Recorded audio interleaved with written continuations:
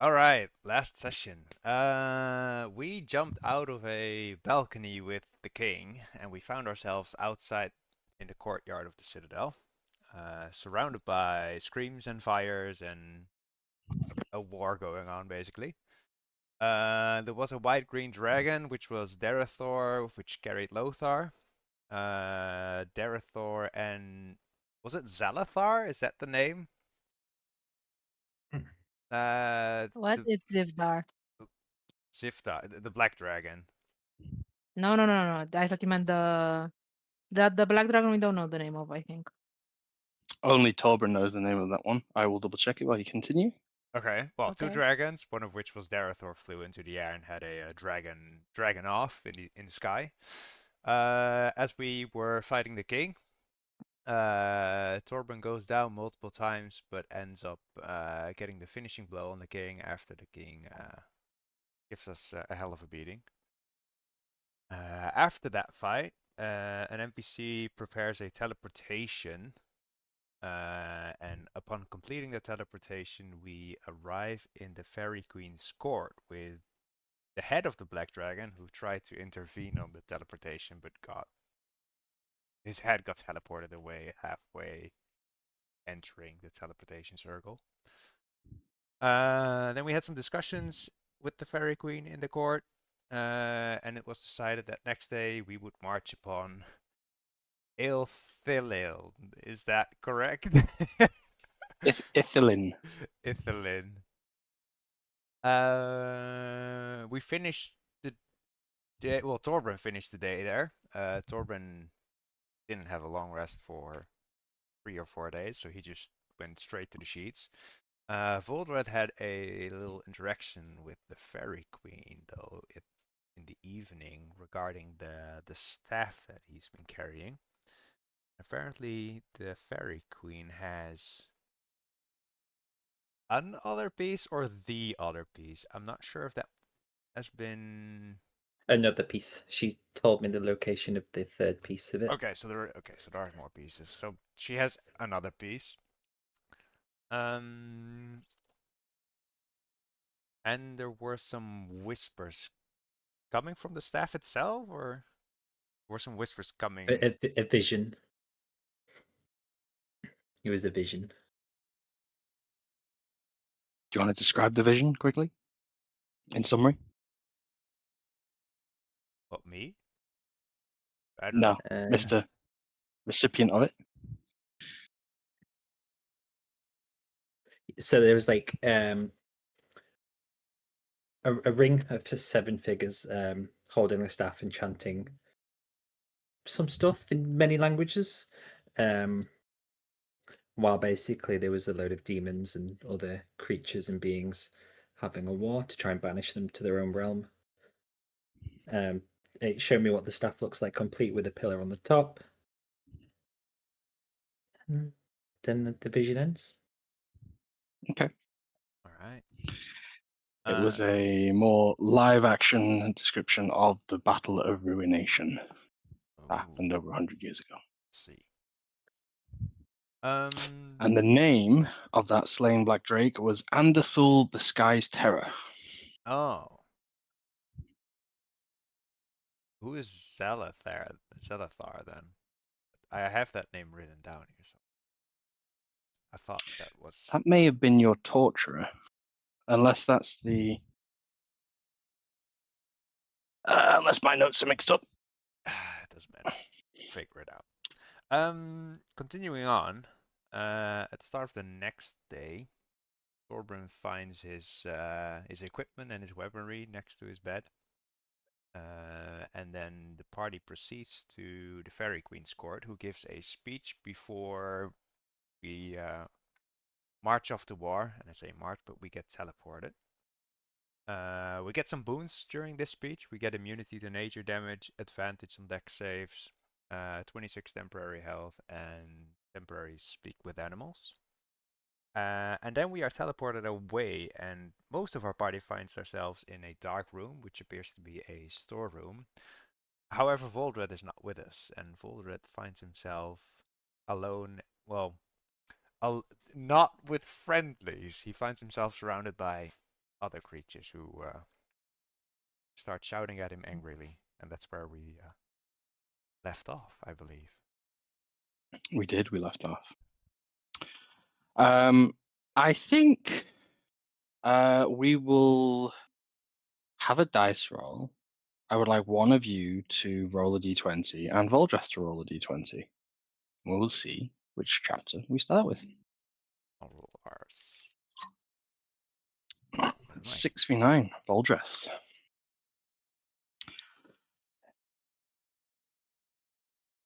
As you hear the finished sentence,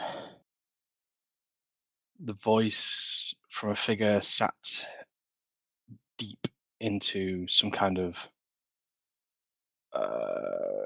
unnatural looking throne, a combination of metal, oddly shaped hues of gemstones intertwined with desecrated looking wood, and to you now, a very familiar looking trace amount of residuum running throughout this furniture.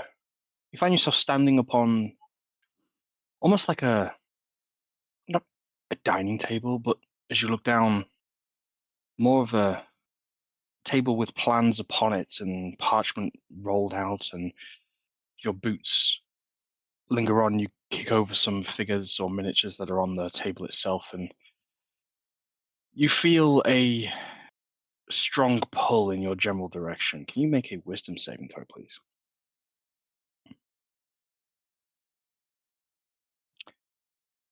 With a 12. Have you got advantage on this? No. Oh, okay. With a 12, you feel yourself lifted off. Magically.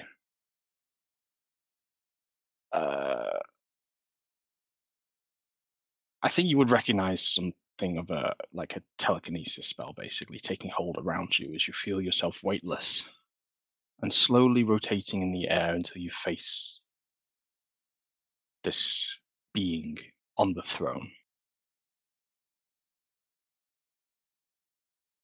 A long, jaundice-like skull, elongated unnaturally, leans forward. This being could be, it's hard to describe. Give me a nature roll. See if you can recognize the kind of race this creature is. 21. You've heard stories of dwarves and kinfolk adventuring far and wide and encountering gargantuan twin-headed Ettins. As you look, as one leans in before you, however, the second stump of a head is absent. It's a one-headed remainer of an Ettin. But to you, there's something off, and even in this low light of this chamber, you realize this is unnaturally looking pale skin, as very few teeth in its maw as the jaw drops, and it comes in and smells you with a large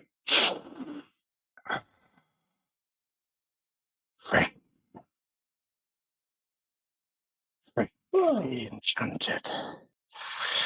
It licks its lips, and then a hand reaches out for your staff.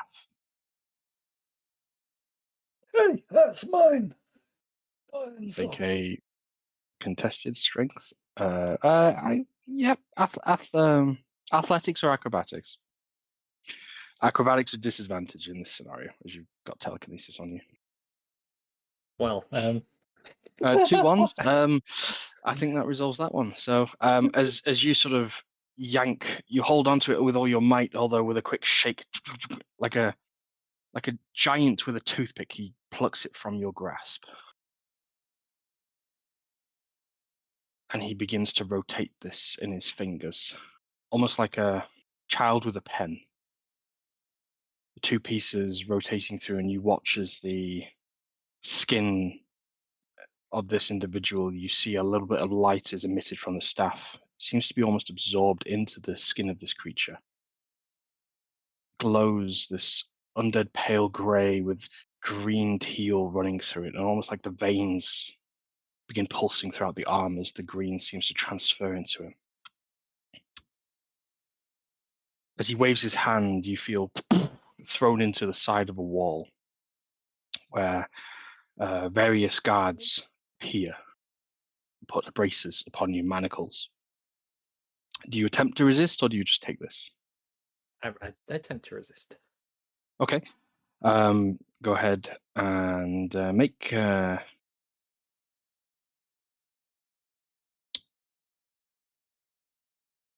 It'll either just be a strength roll, or you can attempt to do this with words. What do you want to do? I'll try to use words. Okay. You don't Listen. want to do that. You've taught me walking stick. Don't worry, I'm not afraid without me stick. It seems you know me, I don't know you. You know I need me stick to walk, you know. This one would be Voldreth. It struggles on your last syllable. But Well, the demon tells me. As he sniffs in your general room, the other voices of the table having gone silent in this motion. what Before demons do you mean? before the fawn stands and says, I've had dealings with this ilk. They want shinies and gold and depths of mountain. They mean there's no particular bother here. And a feminine hag voice reaches up and raises her head. She says, well, then why does it come with part of the war force? What do you mean, Warforce? I just got here by mistake. I went through a portal and I'm here.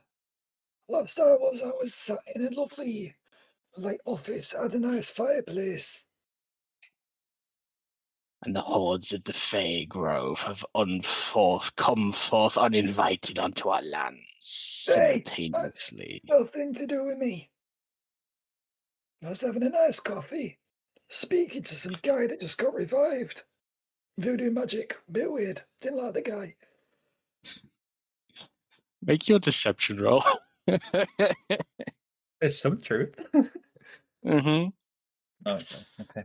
An 8. You watch as the Etin leans over to the side of his throne and says, and what would you be believing, demon? A small 3.5, maybe 4 foot tall cloaked figure steps up towards the light of this center table, removes its hood. A little bit wrinkled skin, grey. A familiar looking gnome steps forward as the recognizable voice of Gleeballs answers. Well, I'm not quite sure where he's up to, but it looks like he's on the right path, gesturing to the now being used as a toothpick to the Etin, 2 pieces of the staff. Won't be long until he finishes it, I'd imagine. And then the whole, repaying my debt can be settled.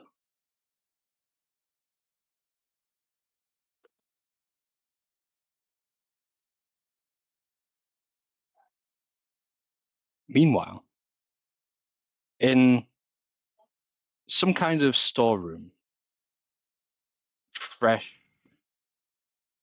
and cold-dried food, many fruits baskets, secured barrels of what are presumably some alcoholic fermenting substance, a 20-foot hunched over orc taking up much of the center of this room, regretting his enlargeability is currently top of his mind.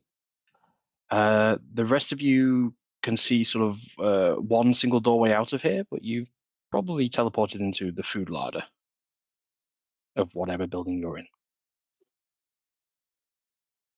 As Zivdar sort of gestures and attempts to clamber over a few people, unlocks the door, or so you think, as he just pushes it through. It opens. Everyone out! Quickly, find where we are.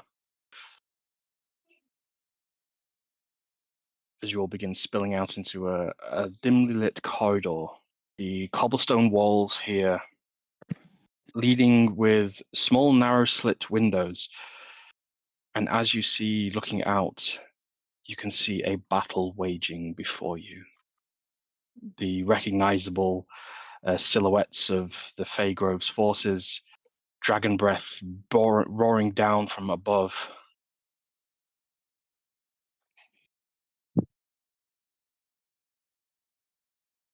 A moment or two passes before any of you speaks, and Zibdar turns to you, Salothar. We only have one of the doors. Where's the other go? No idea. Was he ever with us? Did he land in the same place? I haven't seen Volvet in the storeroom at all. Maybe there was a problem with the teleportation. This is why we Turn dwarves to don't do Vash. teleportation. This is why nobody does unless they have to.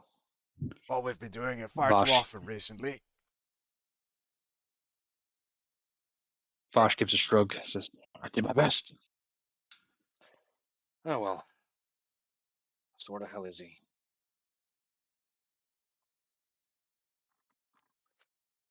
You find yourselves in some kind of tower, fortress, bastion. You're not quite sure the depths. But as you're looking out, you can see a clear high-rise stone wall before you with some kind of courtyard below. On the other side is the battle ensuing on the open fields, the foreground of whatever structure or fort that this is.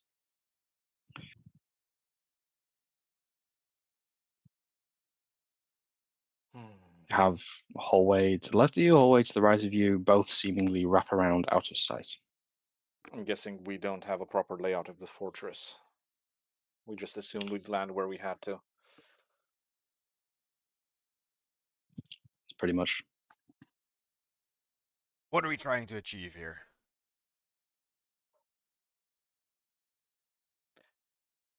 Move in, catch the council.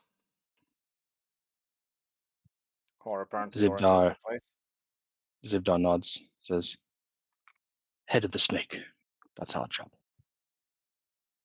Wasn't that the king that we killed yesterday? That was one, yes. Now the Right, culprit we're talking house. about a Hydra. I see. We believe there's a ritual being performed, and the council is behind it. We either stop and find the council or stop and find the ritual. Preferably both. So what you're saying is we should get a move on. All right? Yes. Well, you know what to do, Torbjorn. Right, I'll scout left. Follow me. Just pick Just before you pick a go, direction. Zibdar waves a hand before him, and you watch as a little white bead, almost like a wisp, leaves his palm, and it shoots off towards the right. As he turns and says, we'll take the ritual. You take the council. All right. We'll rendezvous in the courtyard when everything's done. As Zibdar clasps your hands to Lothar and gives a nod to all of you. Lunikin, let's move. See you on the other side.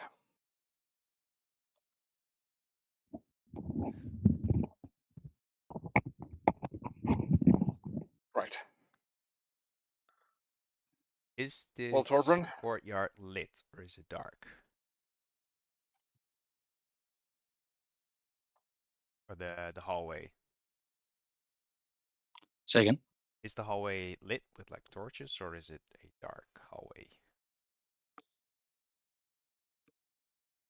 One more time. My headset's just Oh. changed. I can't. I'll be back 1 second. Hello, hello, Testing. hello. No. Okay. You good?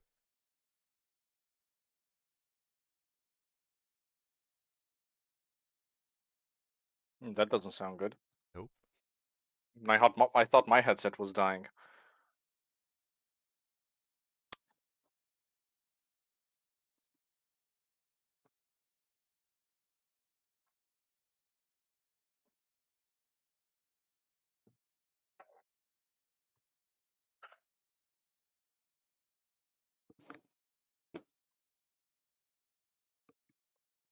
My cat says hi, everyone. Hello. Hello. My cat is at my girlfriend probably. I say my cat, but that's her cat technically. I've got 3 of them. All of them are mine.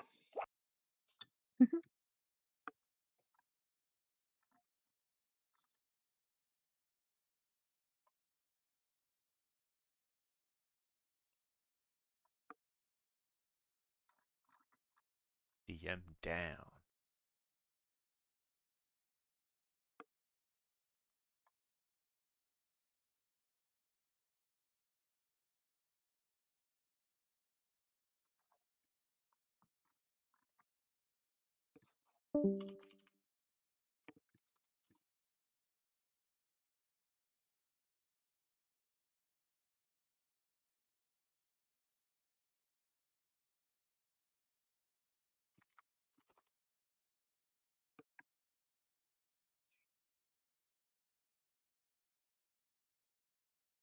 I'm gonna pause the room. Oh, right. Hello. 1 2 1 2. 1 2 1 2. All right. There we go. Okay. Sorry about All that. right. No So problem. what did you say? The hallway, is it lit or is it dark? It's low lit with sconces on the wall, lit by magical, a low purple wildfire. That should be plenty. All right. I will lead the party, and I will.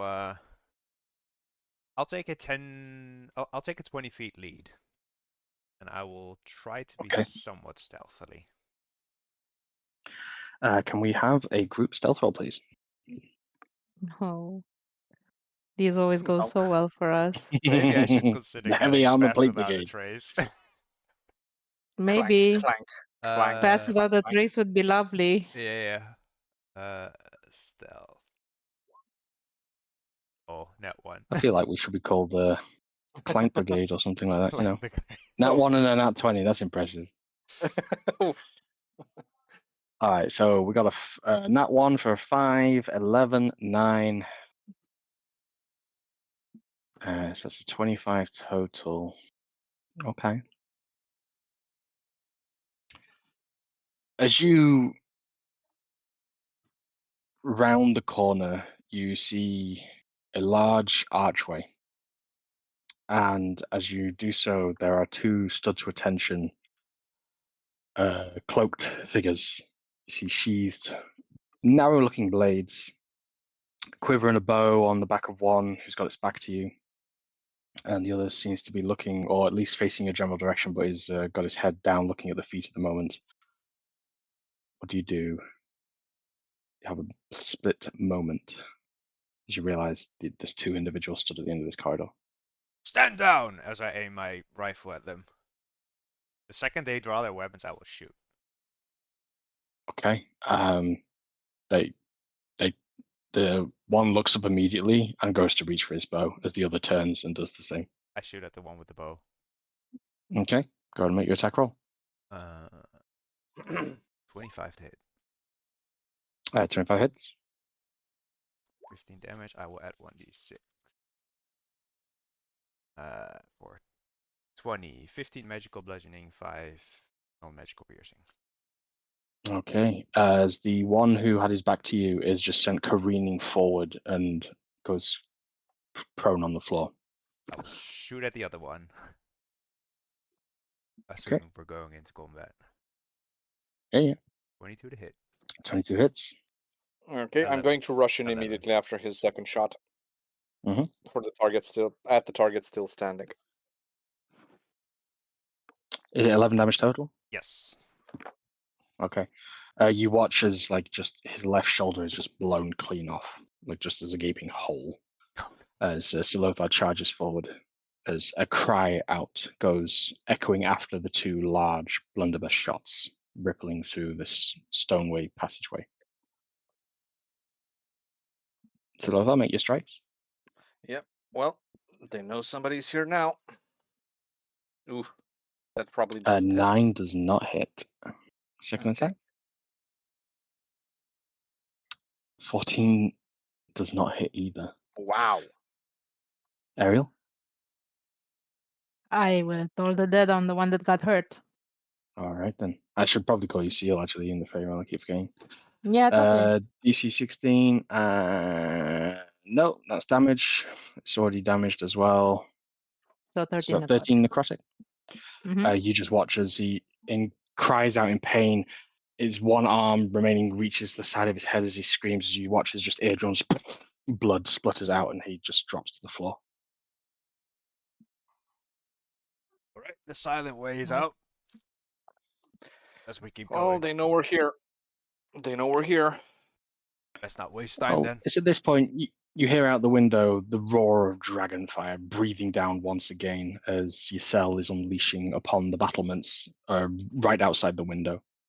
As you just hear the wings beat up against and the thunder sends a shockwave through, almost extinguishing the sconces. However, with their magical nature, they flicker back into life. Perhaps you may have got away with it. Perhaps not. We will see. I would Probably. like the three of you, or no, whoever's leading this party, I would like to make a survival road to try and see how well you navigate the maze of this place. We're following the dwarf. 18. 18. You're faced with a couple of options: closed doors, open doors. You take the open doors, you follow the scent. Always follow the nose. The scent of more fresh air. And then the echoes of a odorous, lingering dampness, indicating more of a descent. We'll say that previously Zibdar mentioned that the chamber was expected to be deep in the grounds, and the council probably somewhere up top. So on that knowledge, you would be looking for any way to ascend this battlement if possible. And with an 18, you manage to make your way through into what you learn to be a garrison room. Bunk beds, vacant. Most of the supplies, weaponry, have been pulled from racks and storage. A half-finished card game is left on the side. A cooking pot with some kettle that's now just starting to hiss. But nobody in here. Do you choose to linger or do you choose to move on? I will quickly grab my arcane lens to see if there's any magical objects or illusions on the wall going on. Make an Arcana roll with advantage. Arcana 16. 16.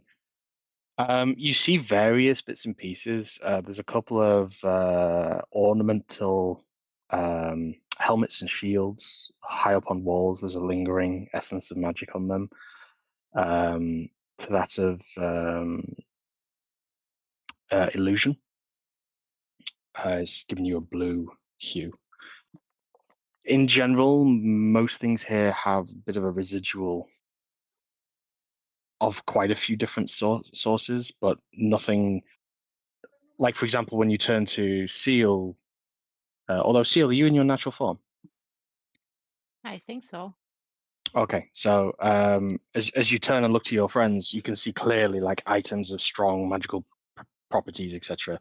It's just a residual, like almost flickering, flashing dust in the room, as opposed to anything hard surfaced. All right, nothing stands out in particular. No walls that are popping out of. As No, well. if you're looking for like hidden passageways or magical illusions of that sort, nothing in here. No.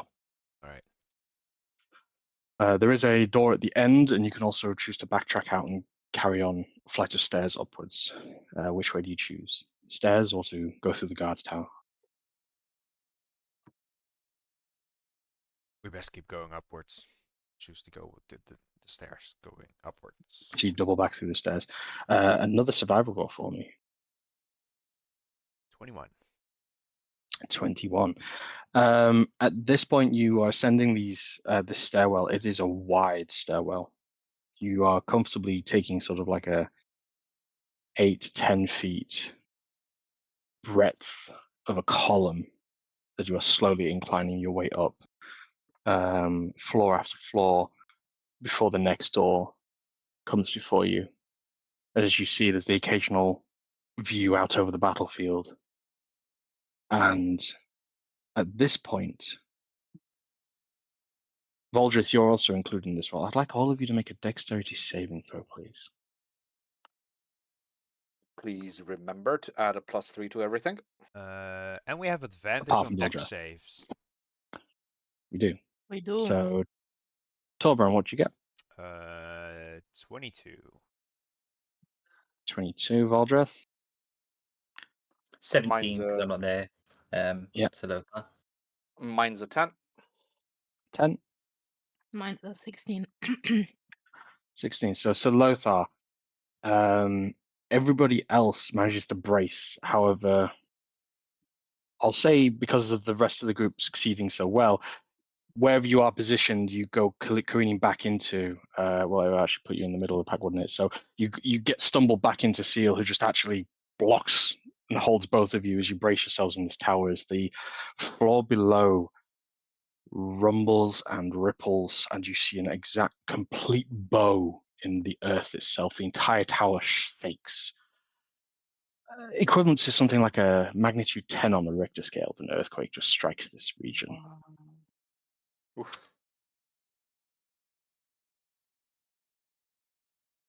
The terrifying thing is, as you look out over the windows, you can see what was a flat field laying siege to this fortress. There is a great chasm now ripped asunder through half of it.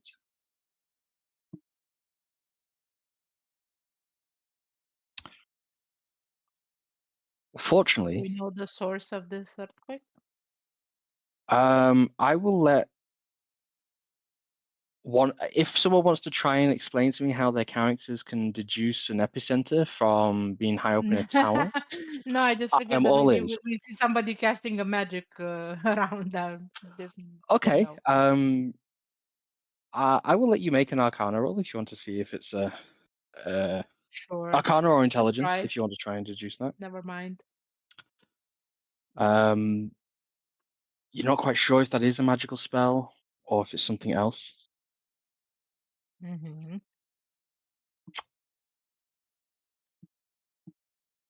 Voldrith, the entire room that you're within, the table ripples. The glasses are sent everywhere. The comfort and atmosphere that many of these individuals were indulging in quickly turns as they all look around, as a smile comes across the face of this grey, pale Etin.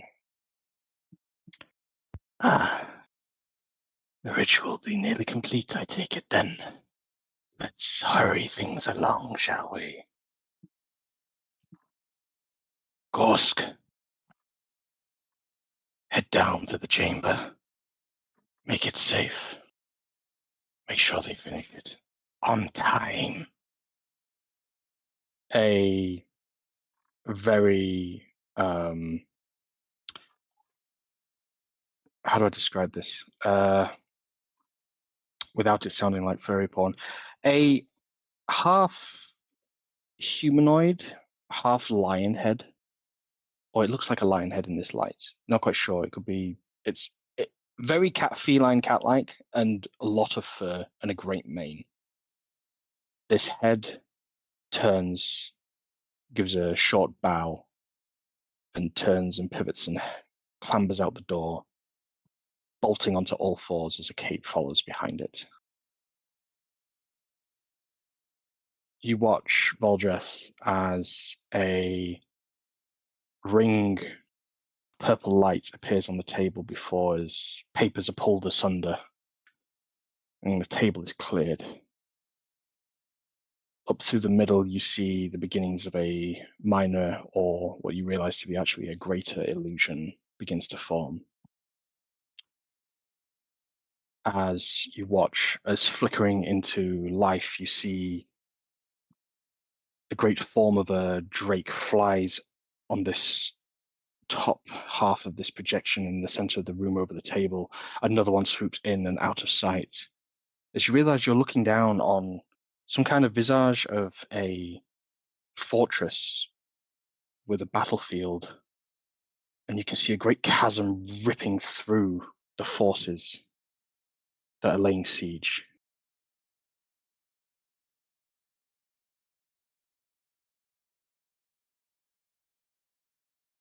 It's a neat movie. Where's that? There's just a gag that's slowly put over your mouth in response to your inquisitive nature. The hag says, "Please let me take his tongue the next time he speaks. It'll look so good on my jar collection."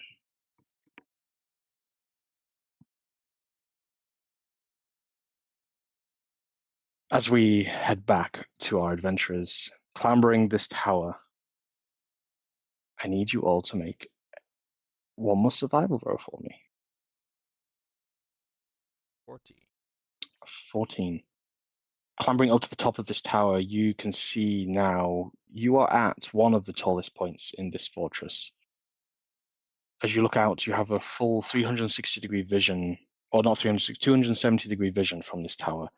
As you can see on the left and right-hand side, looking back, this is carved into a gargantuan stone monolith of a mountain side, this fortress.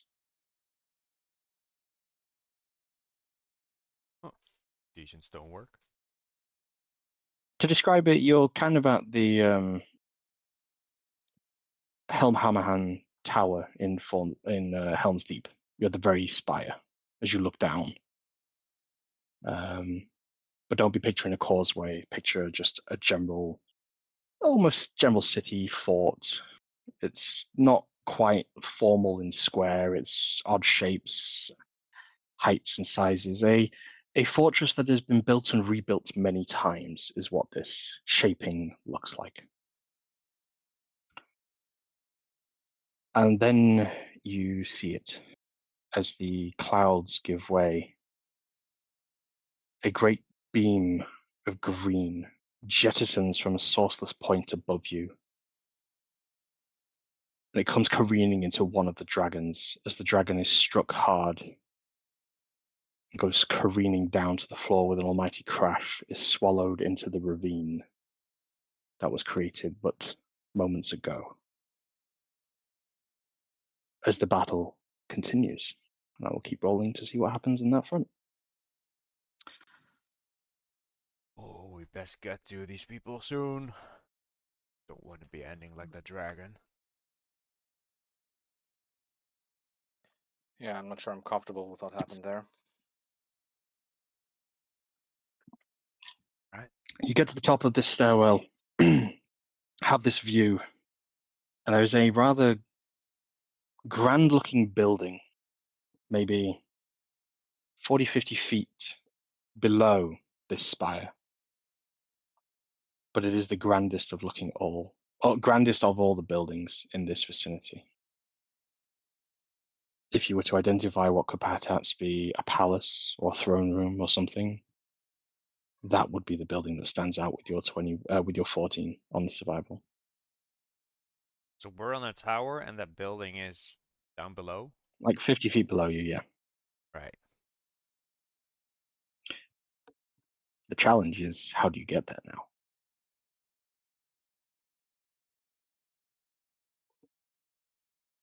You have a couple of options. You could attempt to climb out one of the windows and scramble down the rock face. You can jump out the window, as previously done so, or play your ingenuity.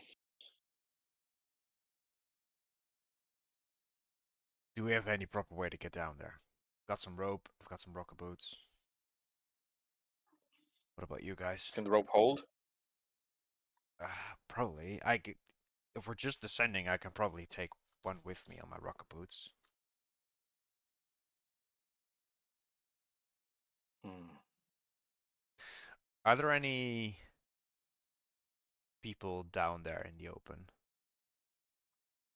You can just see there is a mass of bodies all over in all directions. This is a city under siege. Is anyone particularly paying attention to you? Not at this moment. All right. 50. I could fly up and down twice, but that will take roughly a minute, probably. Might be the fastest way, though. That's not too long. 1 minute is fine.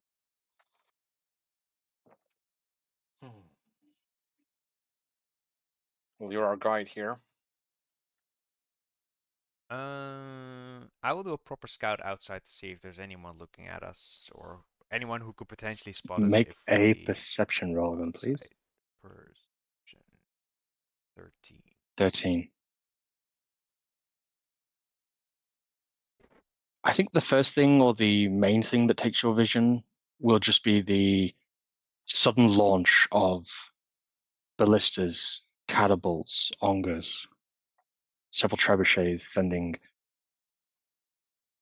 payloads with purple, green, and red flame over the battlements towards the battlefield itself from within the city in various points. You see towers have been opened up or erected, or previously things that you thought was part of the wall, realizing the siege equipment is installed at various parts at different levels in this tiered structure. And with that taking your focus, each being manned by what looks like one or two teams, maybe a dozen individuals at each station, but that being the obvious militia you spot with your 13 roll, there's some distance, quite a good distance between you, maybe 250 meters, 250 feet away between the palace, the battlements, elevation as well.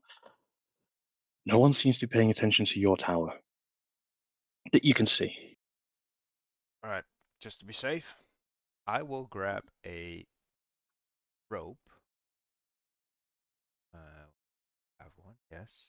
And I will grab one of my pythons and I will drill the python into the floor or the wall. Mhm. And I will throw out the rope and I will say, Lothar, you're climbing. You don't have time to lose. Oh, goody. And I will carry Ariel, or what's your name now? Seal? You can stay with Ariel. It's probably safer because if you accidentally say Seal when we're not in the Feywild, it won't be good. Okay. Okay. Ariel it is. All right. I will activate my rocker boots and I will slowly descend with Ariel. Climb on my back. That way I can at least hold my gun. Okay. I would like a dex saving throw with disadvantage, so it's going to be a straight roll for the two of you. And I would like an athletics or acrobatics to determine how Sir Lothar descends his mountain. Oof. A natural 20 on the athletics. Almost as quick as the Rocketeer, Sir Lothar with a surprising amount of finesse and expertise in this activity. Perhaps he had a hidden bouldering hobby that he never told any of you about. He descends down this mountainside and lands at the same time as the 13 and 26 from the two Rocketeers. You both reach onto the roof of this prominent-looking building in this space. As you clamber to an edge, you can see there's raised gardens, a few trees, none particularly tall, one or two that reach the roof itself, and could potentially give you another way down to the ground floor of this building, should you wish. And looking on this roof, it's all slanted with various filigree and ornamentation, a few gargoyles around the surface, but nothing that's showing you a way down. No moonlight, gazing windows, just a solid room, terracotta, almost like a panned roof.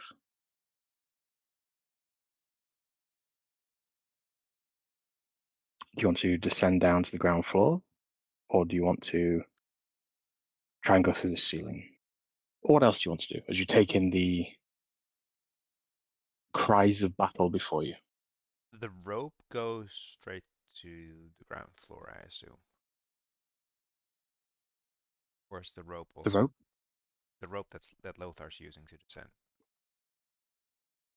Oh, so if he's done 50 feet, he's gone down to the roof. If you've given him more than that, it will go down to the ground floor, which is another 50 Right. feet Okay. So the still. 50 feet is okay. So we're on the roof now. Yes, yeah. Is there any way inside, any window that we can access from the roof? No.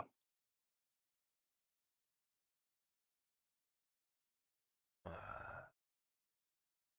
Make me a perception roll, Voldreth.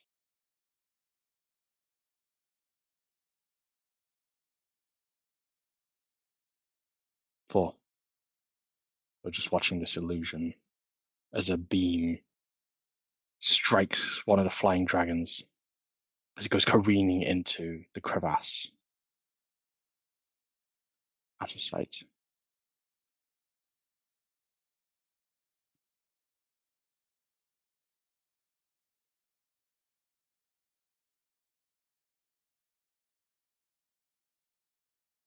What's the party doing? I'm just climbing. is Oh, you make it down onto the roof. is It's the just, Okay, are you okay. going down further? is the roof made of wood or stone or? Like terracotta clay tiles, it looks like. Very ornate looking. Can I peel some of the tiles off? If you want to spend some time doing it, absolutely. Usually they are loose. I'll try to take one off or be able to look underneath to see what the understructure looks like. You realize you're probably going to have to break one of these, but if you break one off, you could probably then easily remove the rest of them based on how they're fitted. Yeah, I'll break one. Okay. Roof tile comes crashing past you. Do you hold on to it, or does it slide off the roof itself? I'll gently put it aside on the roof. Okay, the roof is slanted, so it's going to keep going down. So are you pocketing it, kind of thing, holding on to it, or? I'll hold that one tile in my hand for now, assuming I broke it into Okay. like 2 or 3 pieces. As you then peel away a few more, handing 2 to each of your companions, you hold a hole of 5 that you can clearly see, and there's some rafters joints that these are bolted onto, and a very thin-looking membrane that's blocking any light. Make another perception roll for me, Voldra.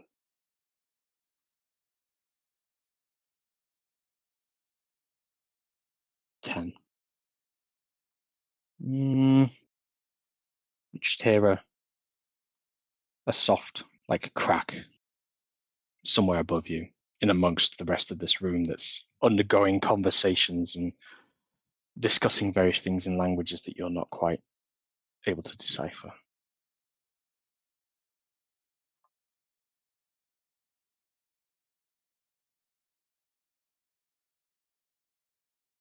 Do you want to attempt to go through this black membrane or surface? Lothar, Feels like a fabric. you comfortable with breaking and entering? It's gonna be loud though. Saves us time, so might as well. Everything's loud here anyway. All right, get some distance. Give it a good 15 feet. Mm-hmm. All right, I will, with the remainder of my rocket boots, I will float up 10 feet and I will shoot an explosive shot straight into the hole. Okay. Do you have siege damage on any of your weaponry, just out of curiosity? Never considered it, so I assume not. Okay. Okay. You'd like to describe how the explosion goes off, or what you actually do to this membrane? It's an explosive shot, so it's a normal shot that would do normal blunt damage, and then the bullet, as it lodges into whatever it hits, will then explode. So depending on if it completely pierces it, it might explode deeper down into it, or if it lodges into something, then it will explode whatever rafter or structural piece it hits. So as the bullet descends, you see it makes it's just a singular round, right? From Yes. Avalanche? Yes. Okay. You watch as it just punches straight through the membrane. And you just hear and the cracking of wood splinters, roof tiles go sent flying as you see the structure of the roof ever so slightly creak. And you just watch as the entire right-hand side of the lines of terracotta plates just slowly shift ever so slightly. Voldreth. A slightly distant explosion goes off 1 or 2 floors above you, and that gets the attention of most of this room as well.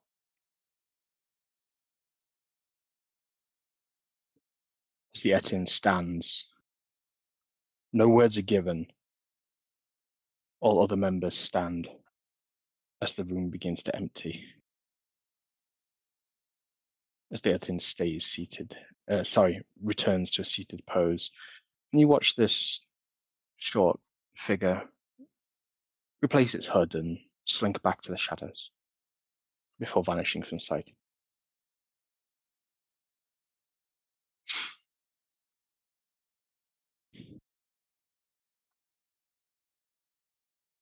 I will shoot another explosive shot. This time specifically aiming for a more structural piece, like a hard wooden beam, or maybe if there's nothing else to find, a tile. Well, do you look inside into the room to see to see the damage you've done? Is the Or hole do you big stay enough? aloft at 15 feet? Is the hole big enough to look through?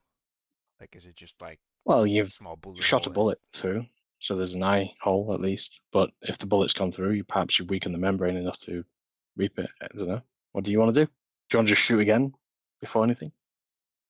Yes, I'll just shoot again. Aiming at Okay. a structural piece, so that the explosion will go off around the fabric. Okay. Alright. I shoot the shot. This second shot, the explosion erupts. The entire rear side of this roof, row by row, gives way. Like the worst version of Plinko with 10,000 balls going through, all the tiles of this roof just slide off the back. As the roof then slowly gives way on itself as a large structural beam goes careening into the floor below. I will attempt There's to now a grab. whole huge tear into the side of that roof. Alright.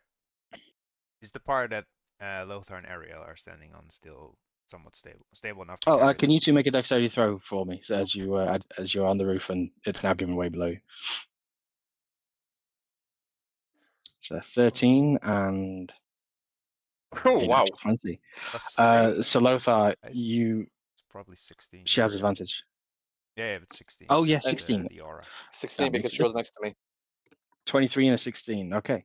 So as the two of you see what's coming, you realize as you're sort of running upwards on this sliding down terracotta roof tiles until the last one goes underfoot, and you find yourself like Legolas in that Hobbit scene, as you're attempting to just climb against gravity, but you manage to stay on the side structure of this wall but the roof is now greatly exposed, and you can rejoin with Torbjorn as you make your incursion into this building. That was close. How deep is the jump towards whatever floor we can see down there? Yeah, probably about 8 feet, 9 feet. That's not too bad. I mean, I have rocket boots. Yeah, it's okay. Do I see anything or anyone by looking through the hole? Make a perception check. Perception 18. 18. I don't see the roll. You don't see the roll? No. Oh, Does anyone else see the roll? Nope. Nope. Oh. Doesn't appear on my end. interesting. I have an Can you 18. roll another one? See refresh roll 20. Ah, there. I see it now. Oh, Cool. 18. As with an 18, you don't see anyone in this room. What you do see is this room is some kind of balcony to a lower tier. all right. Quickly, let's go And- down there before we lose the advantage. Lead the way. I'll jump in. Slowly, well, dampening my fall with the rocket boots before they inevitably lose their fuel. Okay. So as you land, breaking siege into this building, we will flick back to Voldreth. In the room with you now is the hag, the Yetin, and the fawn. The fawn stroking his goat chin, a little bit of a Billy Groats tuft for a under beard. He looks a little bit awkwardly, uncomfortably, shifting his gaze between the three other individuals in this room.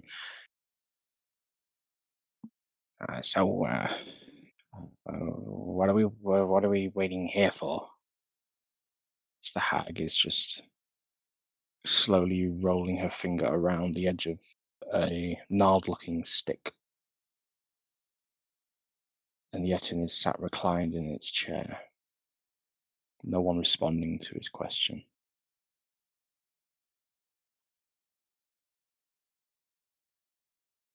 The illusion continuing to play out. Heavy boots landing on the floor above you all. 1 set, 2 sets, 3 sets.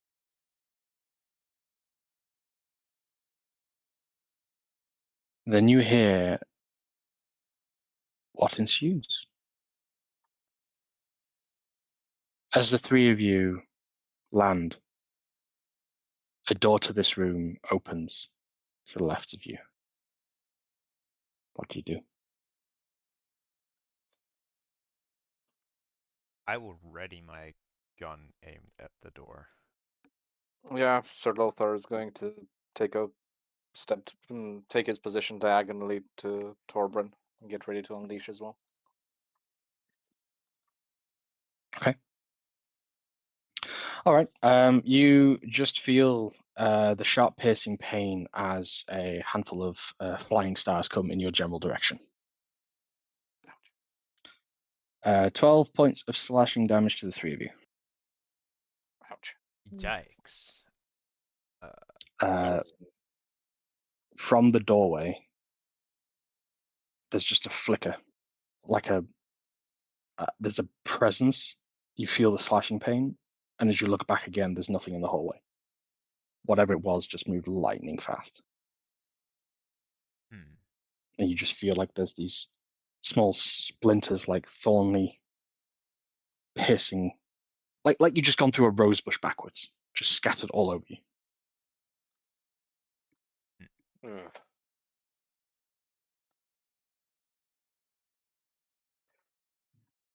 Anybody As get this a is a look at group what that was? initiative, I'm not having you roll off in particular, but you each get to act, and then I'll react.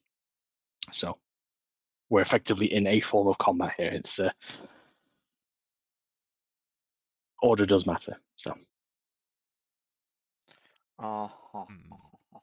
Hmm. Lothar is going to use his detect good and evil spell to see whether there's anything nearby that's. Let's see, what exactly do I detect with that again? Because I keep forgetting. Do you want to link the spell so we can all read it? It's not a spell; it's an ability. Uh, Fleet, isn't it? celestials, fiends, undead. You get a sense of undead from the floor below you. But nothing else fires. Oh, whatever it is, it's not one of my usual friends. So we just keep moving and watch our backs. All right, Lothar. I think this is the point where you have to go first. I'll be right behind you. Yeah. He goes in through the door. I will be 5 feet behind him with the gun ready. Okay. Does a 19 hit you? Nope. Okay. As you exit out into the hallway, slamming into your shield, as I presume you lead with that. Yeah, obviously. A gargantuan-looking, boulder-sized warhammer. At the other end of it, a toweringly tall, 8 feet tall suit of armor. Long, demon-like horns at the top of it, a void for where the face guard would be. Just a plated helm in its stead. No eye slits, but a grate for ventilation. And this beefy suit of armor pulls back the warhammer to strike again. I Okay. believe, Seal, you can act. And so can you, Torben. Oof. Is he right? Is that I'll suit let of armor Torben right go next first. to Lothar? Yeah. Lothar stepped out the door. You could follow behind him, but then you walk straight into melee range of this creature. Okay. What are you doing, Seal? I was saying that I'll let Torben go first. All right. I will. Sorry. Okay, Torben. I will just shoot it. All right then. 24 to hit. 24 does hit. Oh, that's a high AC. 15 magical bludgeoning, and I will add 1d6 piercing. Or non-magical piercing. What's the magical? 15 magical bludgeoning. Okay, he takes 15 damage total. I see. I will shoot again. All right then. 28 to hit. 28 hits. 8 magical bludgeoning. 8 magical. Okay, 23. Cool. And I will take Seal. a 5 feet step back. Okay, into the corridor behind you or back into the room? Away from Lothar and the suit of armor. Both. Both options are available still. Right. Okay. Back Into towards where you know or into the unknown? into where I know. I take step back. Okay, so back into the room. All right. I'll do the Toll the Dead, the creature. The creature fails the DC but takes no damage. Oh shit, they're immune to necrotic probably. Mhm. Oof, that sucks. That's pretty much all I can do. I don't have much on bonus action. So yeah, it's turn. Okay. Lothar. I'm going to keep its attention on me and enter dodge. Okay, so has disadvantage on the attacks Yes. in melee? Yep. Okay. All right. You hear behind you the plate footfalls of Sabatons as you realize behind you another one. These seem to be magical or enchanted suits of armors. Exact replica of the other one. As this one also has a grand walnut hammer. Both are going to strike into you. 18, that misses. 22. Just hits. Succeed with 22. disadvantage. That's a miss, and that's a miss. Nope. Yeah. 22. Yeah. However, you also feel a sharp rippling of pain on the back of your neck as you take. You're the only one in line of sight, so you take 9 piercing damage from the back of your neck, and you take 14 bludgeoning damage from the warhammer. So that's a As- total of 23, right? As you feel, just as you see the two warhammers currying, one you sort of parry away with the shield, the butt comes through, you dodge out the way of that one, you then duck underneath, but the second strike comes through as the butt careens into the head, and as you're sent backwards, you just feel this piercing as more like vines or thorns come needling into the back of your neck as you just see the flicker of something behind the shoulder of one of you. It's behind one of the armors. Whatever's shooting at us. Torbran, Seal. Paint me a directional picture. Lothar got hit in the neck by something. Mhm. I assume Lothar is Yep. Lothar's back, like front of the neck or back of the neck. So back of the neck. So you two are currently in a room. There's one door out. So Lothar is in the doorway, and there's two gargantuan suits of armor fighting him. And like as he dodged out the way of one of them, from your perspective, you can see on the your left, i.e. Lothar's back, that is where the needles just came from. Is that in the hallway? Yes, but you're in the bed. You're in the room that's actually up here, so you can't. That's just a Yes. solid wall to you. Unless you want to shoot through the wall, you can No. certainly try. I will walk into the hallway and I will look up where I saw those needles come from. Okay. You're now face to face with the suit of armor. I'm still behind Lothar though, right? Yes. But there's a suit of armor to the left, and there's a suit of armor to the right. All right. Do I notice the source of those vines, thorns? It will be a action to perception check because of what their ability is. Sure, I will do that. You can either perception check or to attempt to do one kind of detect magic. It's entirely up to you. I already did a perception check for 20. Happy with 20? With a 20, you just catch the flicker of a shadow that's clinging to the upper parts of the ceiling. There's just a small, like, mass of some kind of spider-looking creature. Any bonus action you have?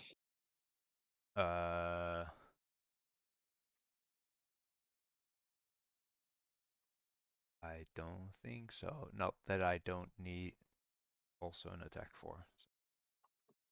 Okay.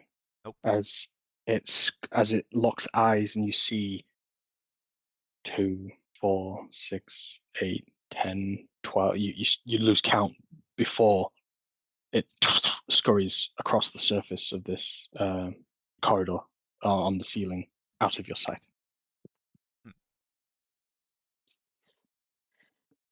All right. Well, at least it's gone for now. Yeah, that's probably my turn then. Yep. Okay. I'm gonna do a spiritual weapon. I completely forgot I had this for a moment. Mm-hmm.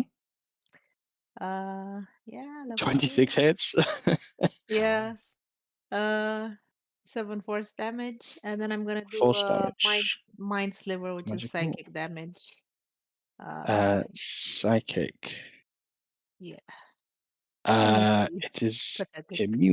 immune to psychic damage, It is unfortunately. immune to psychic damage too? Damn. Oh shit.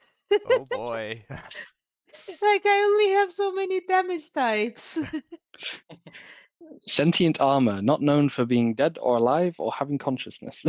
Yeah, well, it makes sense. It makes Hey, sense. that is just mean.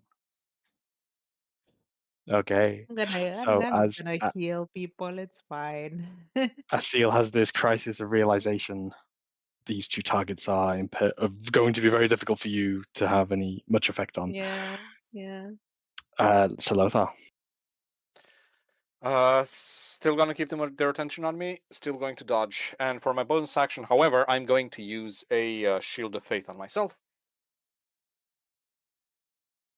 Okay. 4 attacks on the Warhammers. What's your AC? I'll just make it easy. 24. Miss. Miss. Miss. 24 AC, guys. 20 fucking 4. And the last one's a miss. So you just watch as they don't call him Sir Neo Lothar from the popular Major Illusion series, the Matrix, for nothing, as you just dodge away from pretty much all these strikes. And I'm going to say she's going to use the Devour on you. So a quick shadow appears above Salothar as a large mandible comes down. I need you to make a dexterity saving throw, but you have advantage from 2 Yep. sources. And even though her widow's visage gives you disadvantage, you just. Oh wait, hang on. If you have if you have like 10 sources of advantage but 1 disadvantage, does that make it a neutral roll? It's a neutral roll, yeah. It's a neutral roll. Well, I don't know. You can't see. Well, you haven't seen her, so I'm not sure. Yeah, a creature that has seen you. Yeah. Okay. So you haven't been terrified by her yet. So 18. you still have advantage. 18. Okay. So you guys watch as like a large set of mandible and legs just descend and slash at the air where Salothar was as he's dodging out the way of these strikes, and then clambering into the ceiling of the room that you're in. This spider comes jettisoning towards you, Seal, Okay. on the ceiling. So, the 2 of you, who wants to go first? You have a spider in this room when you got the 2 sentient armors. I think Thorburn should go first. Maybe he'll hurt Sure. the spider. Check one of my through. This room's about 20 feet to play with if you're worried about any range. Like 10 by 10. I just need to check something. Where is it?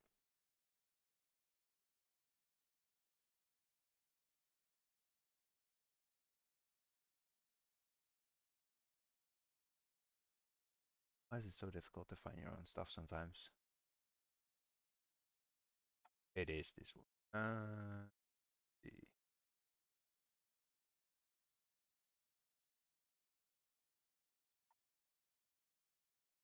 Any direction on my church. Okay, can I see the spider from where I'm currently standing? Yes. I will shoot at the spider. Okay. Because of her, so you can see her. As you take aim, I need you to make a wisdom saving throw, please. Okay. DC is 15. That is a 13. 13. You have disadvantage on the ranged attacks against this creature. Okay, that would be a 14 to hit then. 14 does not hit, I'm afraid. I will. If I shoot again, do I still have disadvantage? Yes, it's persistent. Whilst you see this creature, you are terrified is the word I wrote, but that it doesn't put the ability. It doesn't put a state on you. It just means you have disadvantage in ranged attacks against it. All right, I will shoot again regardless. A 15 to hit. 15 just misses. Rough. All right, that's my turn. Kind of rough. Okay. Potholes created in the ceiling above, and you just hear more pantile shattering from the roof on the other side of this building now. Baldreth, you're hearing the heavy clang of weapon on steel, heavy footfalls, cries of pain, the recognizable sound of avalanche 1 floor above you now. Are you doing anything, Baldreth?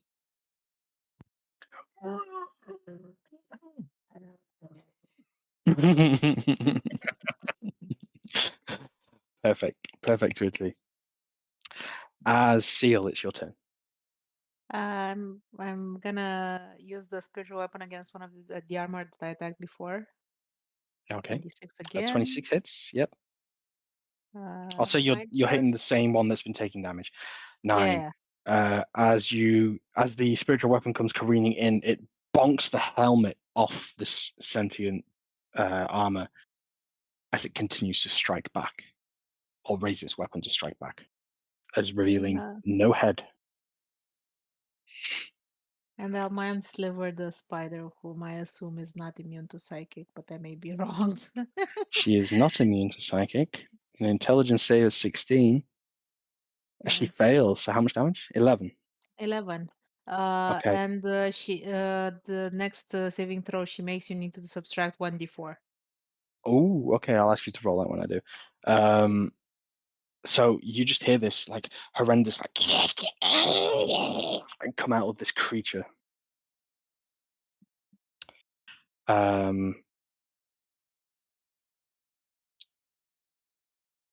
So Lothar, your turn. Dodge. Stay alive. Okay. All right. Okay, 4 more strikes with disadvantage. So miss. 24?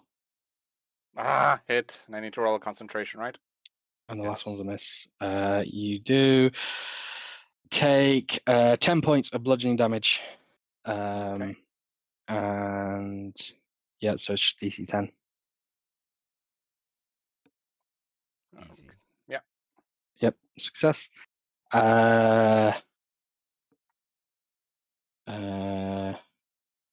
Vexner is going to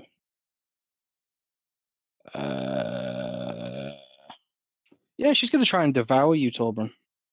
Yikes. Her shadow pivots and readjusts with the speed of light, and she maneuvers above you and descends and drops onto you, detaching from the ceiling and completely drops on top of you. You need to make a dexterity saving throw, please.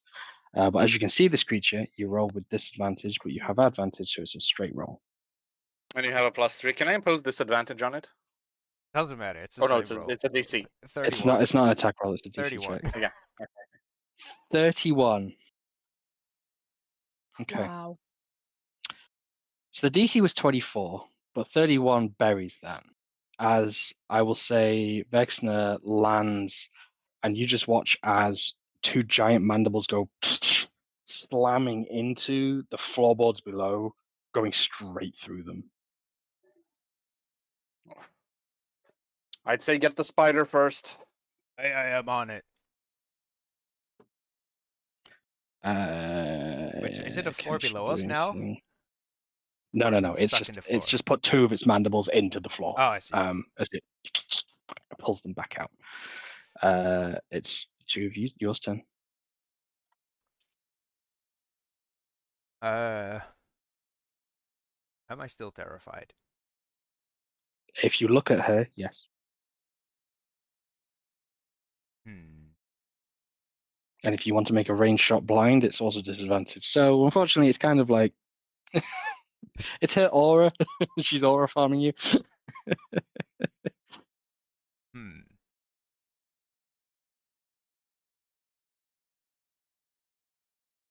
Hmm. Probably has really high dex, which is really annoying. Mhm. That's She fine. does not look. This creature does not look armored. Yeah, just look at the buckshot, but it's a dex save, which is not ideal. We'll just shoot at her. Do I want to use a spell? I will use an ensnaring strike. Okay, Concentrate on an ensnaring strike, and I will shoot at her for 22 to hit. that hits. Roll me the d4, Marla. Yes. 3. What's the DC for her to meet on the ensnaring?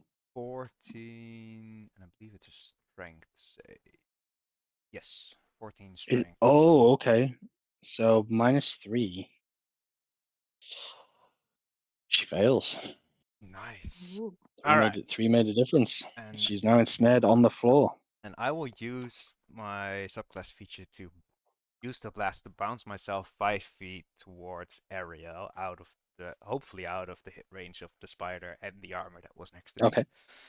And then I will shoot at the spider again. So it will be a straight shot because I have disadvantage from her and advantage from being ensnared, right? Correct. 18 to hit. 18 hits. And I just realized I haven't rolled damage for the first shot yet. 2 damage. Both 18. 36 nice. magical bludgeoning.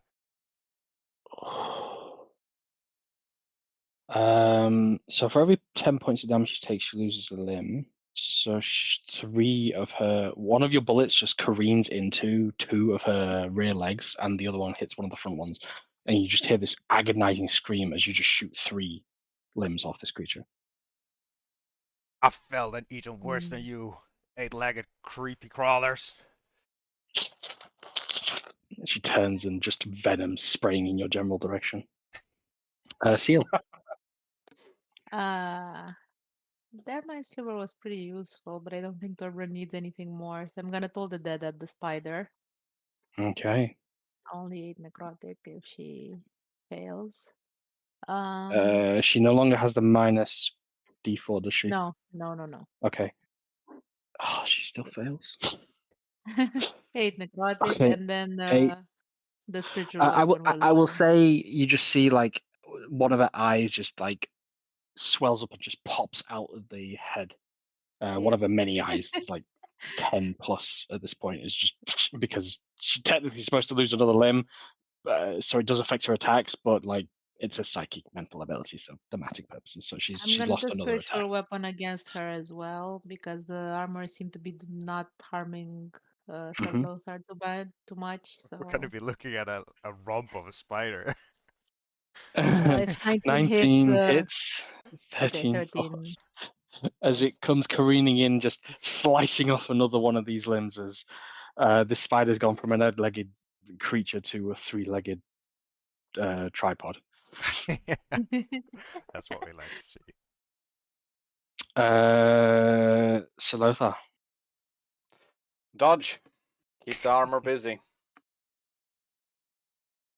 I'm so sorry. She needs to make how many? 1, 2, 3, 4 concentration throws. Succeed, succeed, succeed, fail. Natural 2. Okay. All right. So it's at this point, so Lothar, the armored sentinels draw back their warhammers to strike you, but then stay in that position. Okay. How close is the spider to me? Within 15 feet. Okay. In that case, I'm going to charge it. Okay. The sentinels will get an attack of opportunity, but they can't, so it doesn't matter. You have Natural 1 on your attack, though. You have advantage Let's when just say you're you attacked. turn in you're earnest, you trip up over one of the feet of the sentinel that's now dormant. Okay. Yeah, you have attack. Go ahead and You make have your second attack. advantage on attack because she's ensnared. Oh, okay. So the first one actually is a 19. Okay. 27. So where's the damage roll? So I am going to let's see. No damage roll? Yeah, damage roll Wait, 11. hang on. So that's the natural 19. So 26 hits, 11 damage goes off. You chop And one I more of a also limb off. 14 for the smite. That's not bad. And the extra one if it's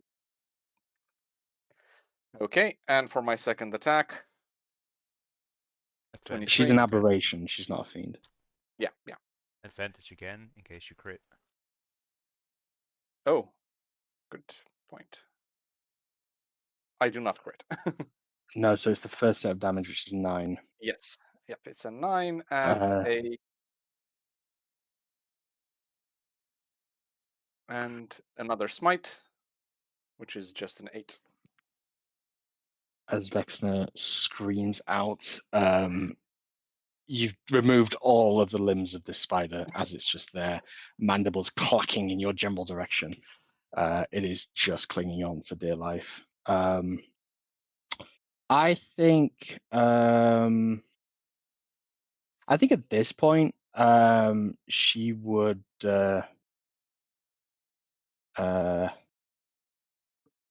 she is going to do Brood Mother's Blessing. Salothar, this is an attack roll on you because you're the closest thing to her now. She gets to ignore your armor. So what's your natural AC without armor and shield? Just the 10. I mean, it's the standard. the All my shield armor of- depends on. The Shield of Faith count? Oh, yeah. Does it count? Yes, it's just physical armor she's mitigating with this strike. Okay, so it's a 12. So I'm going to roll it openly. 1d20 Wait, plus. before, in case you might consider doing something else, if it's an attack roll, she does have disadvantage because she's still ensnared. So I will roll 2d20. No, she can't move anywhere, so her movement's now 0 because of what you've done. So she's going to roll 2d20s. The lower one, and it because of the nature of this ability, she doesn't get a full attack benefit. She only gets to add 2. But she's looking to beat a what? 14? 12. A 12. Okay. She rolled 2 3s. It fails. However, as I will say, the next Toll the Bear Dead, the next Strikes from Salothar, the next Echo from Avalanche finish off Phenoxys as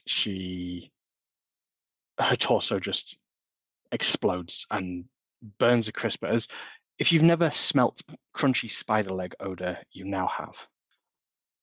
However, as the body begins to just deflate and lie there twitching, you watch as the entire rear of her abdomen just explodes into life with thousands of micro spiders darting all over this room. Protein! As a spider swarm spawns, so are you guys going to stick around to fight that, or are you going to leave? I say we get the fuck out well, of here. yeah. Yeah, definitely. No tar pits. There's a small light that bursts into flame below you not below you, but in the chamber you're in, Valdreth, as the hag looks up and you see there's 9 candlesticks that have materialized and one of them goes out. The hag looks up. If you were to reveal this, you make an insight roll for me.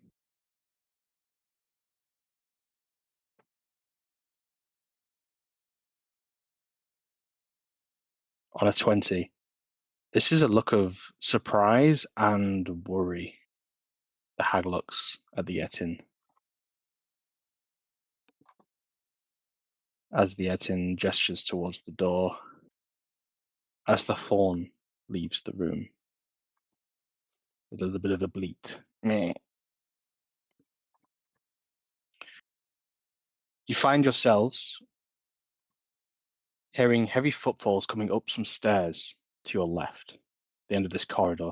It's a closed, compact room that you've just been fighting, and you realize you're now taking in the environment with broken terracotta roof pieces in here, smoke filling most of the chamber from avalanche, spiders all over the room that you're now hastily leaving. This seems to have been some kind of book storage room, some kind of formal place of records. And as you head out into the corridor, the footfalls of ascending hooves coming up some stairs at the end of sort of 15 feet away from you. What does three of you wish to do? I will follow Lothar's lead in this case. I will let him go first. Yeah, but just direct me. Say which way. Oh, there's only one way to go, right? Towards the stairway or away from the stairway. It's Yeah. left Well, or right out of the room, basically. yeah, towards the stairway, I guess. Yep. Okay. I'll be right behind you. Ascending the stairs is a fawn creature with almost like a goat-like set of horns. As his eyes narrow, a red fire erupts in them as he then begins charging up the stairs and careens into you, Salothar. Do you stand and take it, or do you attempt to jump out of the way? I'm going to attempt to jump out of the way. Okay, you get a dexterity saving throw, but as you jump out the way, that leaves the three of you in single file. So is everyone trying to get out of the way? As this goat starts careening in towards you? Wait, no. In Well, that case, I'm just no. In that case, yeah, fair point. I am going to stand and take it, lift my shield, and try and brace. Okay. okay. So that is advantage on the attack for goat charge. And then he's going to use Billy Goat's Gruff. So he gains an extra d6. And then it's Luck of the Fae. He gets to roll the 1. That's a total of 32 to hit. Ooh, yeah, that Wow. does hit. Okay. This goat-like creature comes plowing into you and knocking you prone. As you watch his unarmed strikes with hooves just come stampeding as he stampedes into the attack follow-up. He has advantage because you're on the floor. You can re-roll that one. That is 15 points of bludgeoning. Mm-hmm. And his sorry, he's already done his second attack because he's already charged. Okay, yeah, cool. So three of you met with this fawn-like entity. I will shoot it. That's what we'll do with most things. Pretty much point blank. So what do you want to do?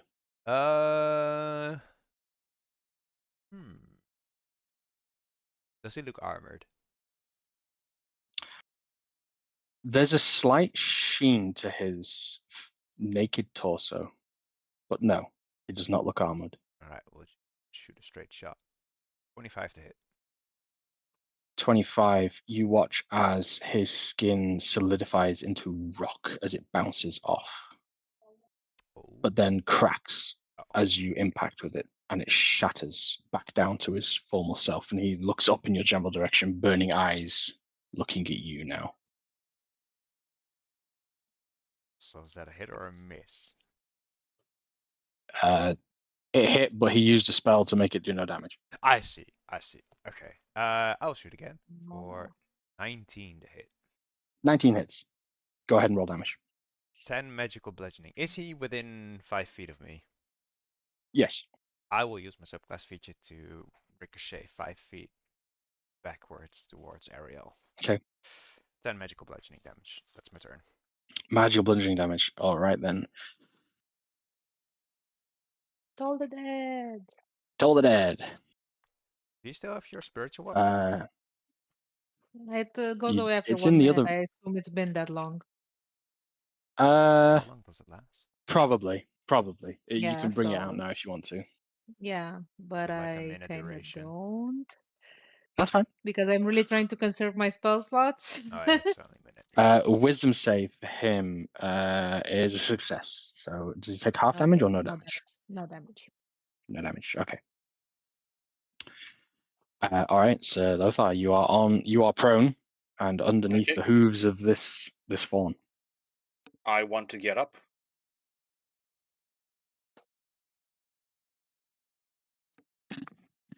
Okay. You stand. No?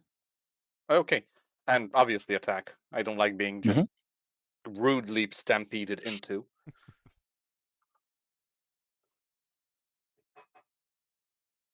So a 23. Back roll. 23 hits. Okay. And for my second, a 25. 25. So it's a total of 19. 19. You just hear as he roars in pain. Voldreth, you hear this scream. as the hag locks eyes with you, puts a finger to her mouth, and a cloud of smoke envelops her as she disappears from you.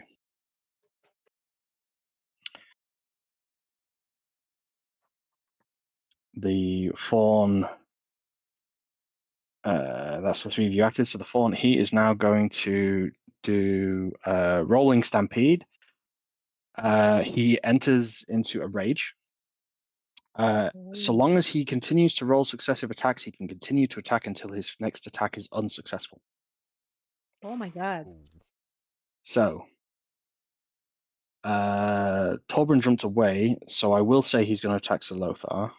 So, he gets to reroll ones. He has advantage because he's enraged. Duly note, because he's enraged, he now takes double damage. So bear that in mind for when you guys do your rolls.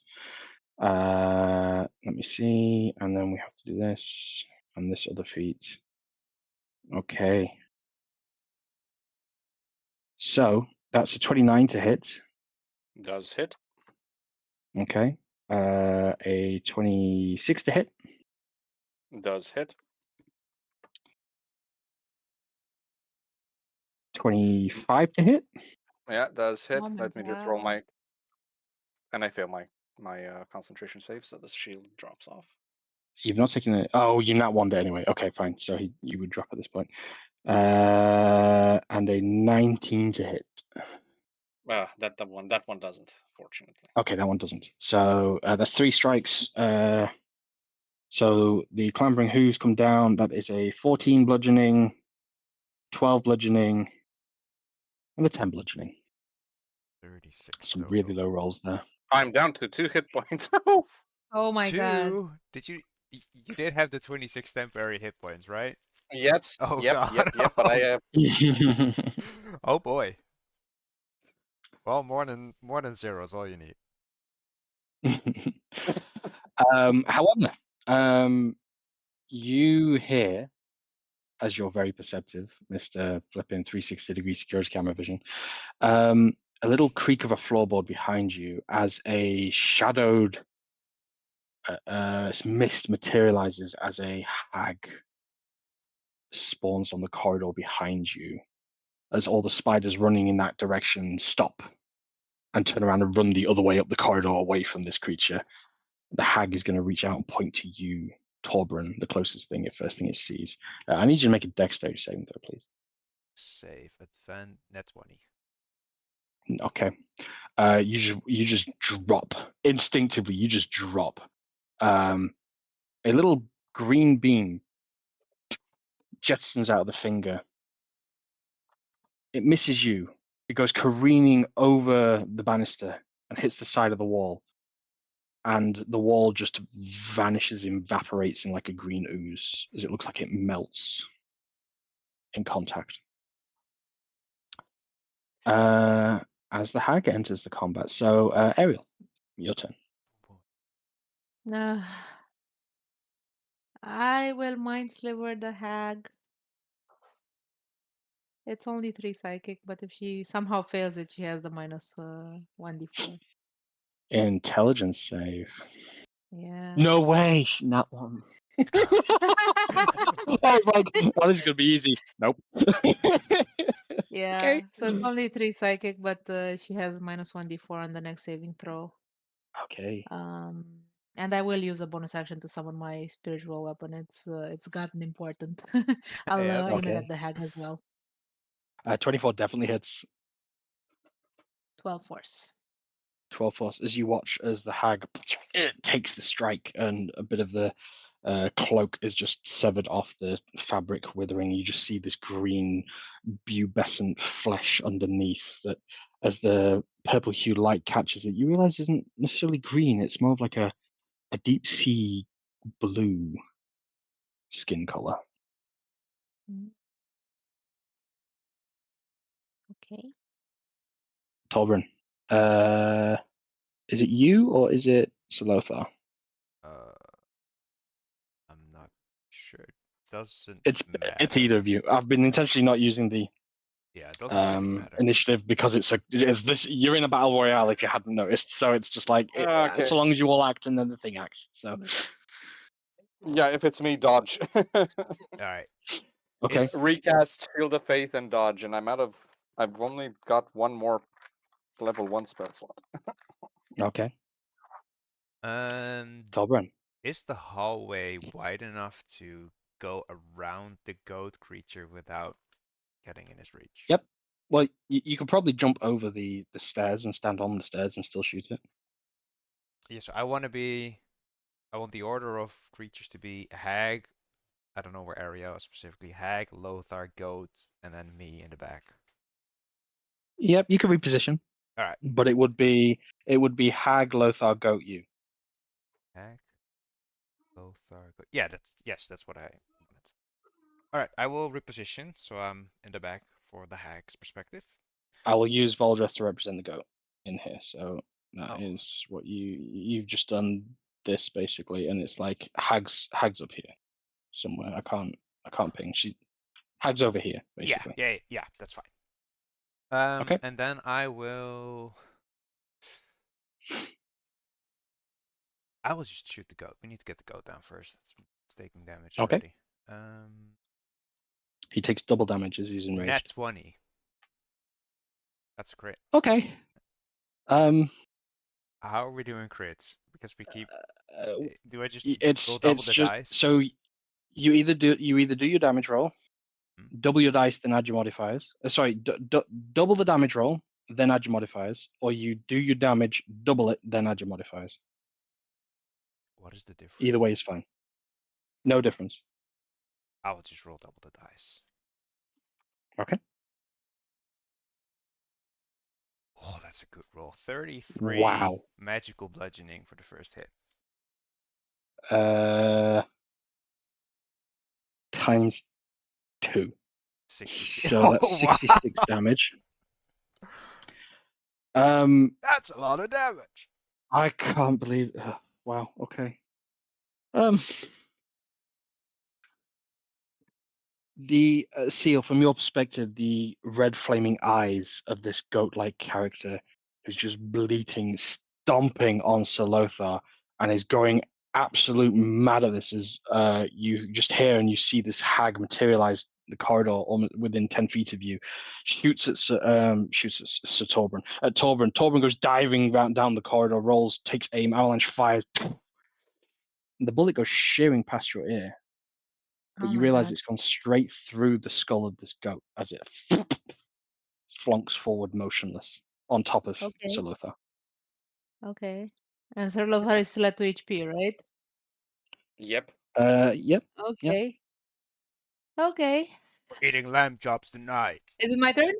I still have another attack. It is your turn. You go ahead. But you have a second attack, yeah.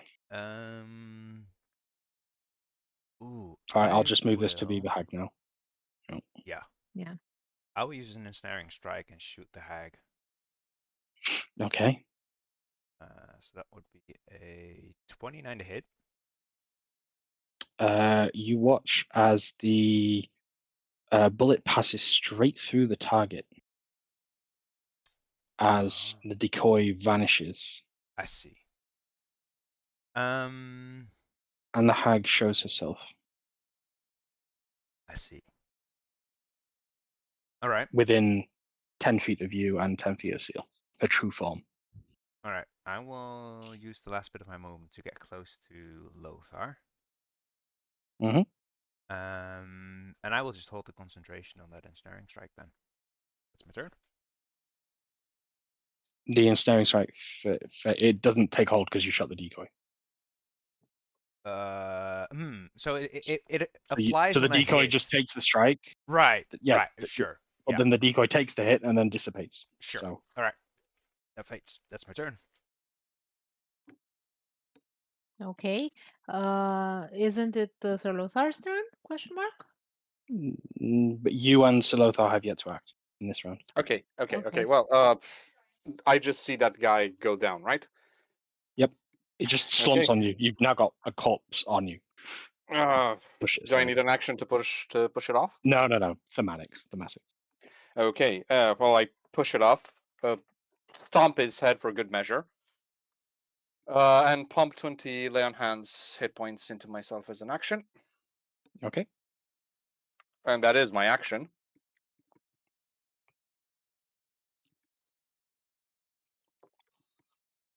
All right then. Seal. I am still most scared of the hag, so I'm gonna. He still has Uh, the saving throw reduction. Or how does that apply with the decoy? So pretend there's 2 targets and you just killed one with your attack. This one is not affected at all because the Right. other one took everything. Right. I'm gonna Toll the Dead the hag and then use spiritual weapon against it. 14 probably misses. But if she fails the wisdom 14, saving throw, 14 just hits. oh wow, that's cool.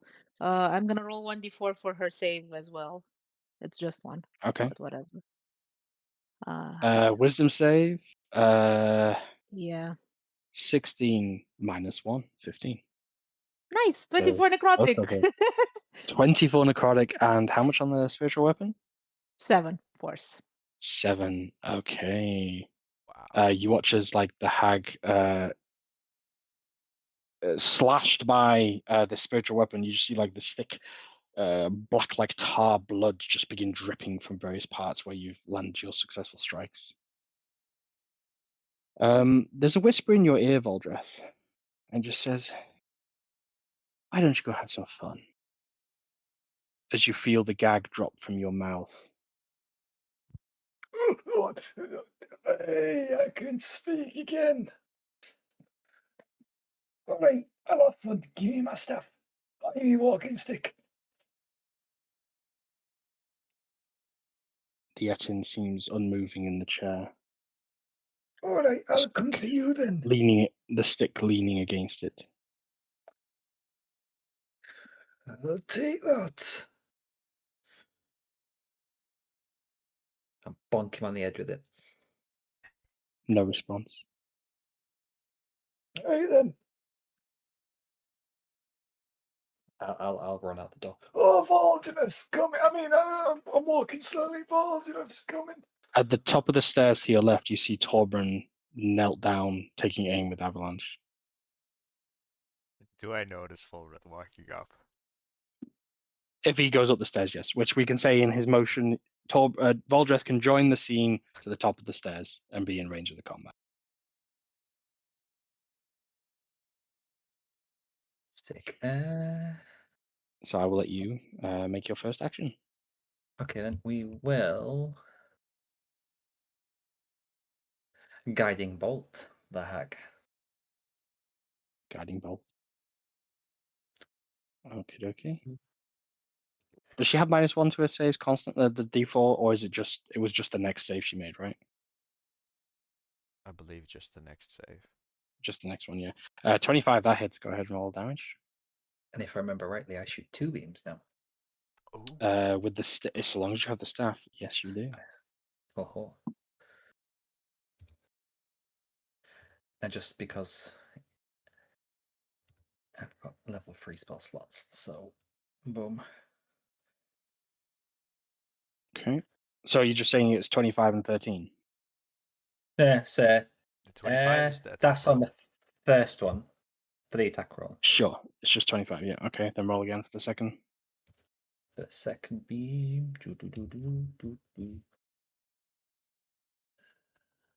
How does this work? Because I get advantage on the next one. If you want to consume it, yes. I will say with this one, you can choose. This is something I think is missing on Guiding Bolt because it never expects you to be able to cast 2. Yeah. I will say you can choose not to consume this if you want to. But then if the other one hits, I get advantage. Exactly, it will give the buff again. So it's up to you. Do you want to take the advantage to try and apply it? Yes. Yeah. Okay. You consume the advantage 16 hits, so you apply advantage again. And then this one was also level 3. Wow. So Nice. 9, 12, so it's 21. 21 and 24.